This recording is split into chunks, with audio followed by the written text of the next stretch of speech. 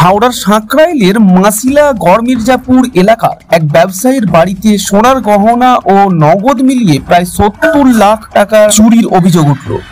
মোহাম্মদ ইমাম বক্স নামে এক ব্যবসায়ীর অভিযোগ, চলতি মাসের ১৭ এবং ১৯ তারিখে তার দুই ছেলের বিয়ের জন্য পুরো পরিবার বিহারের শিবাঙ্গে চলে যান।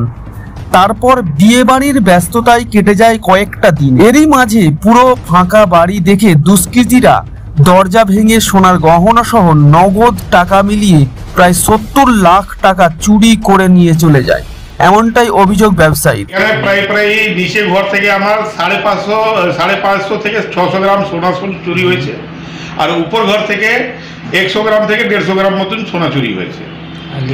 আর লিকুইড ক্যাশ নিচে থেকে ২ লাখ টাকা গিয়েছে, উপর থেকে ১,৩০,০০০ টাকা গিয়েছে।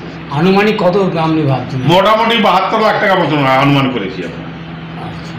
এম গোল্ডে আমার টোটাল বিল আছে, সোনা কেনা আছে। চাইছি, রিকোয়েস্ট করছি কি আপনারা দয়া করে আমার উপরে একটু হেল্প করুন, আমার সহযোগিতা করুন, আর থানার সঙ্গে কোঅপারেট করে আমার একটু রিকভারি করা হয়, যাতে যতটা রিকভারি করা যায়।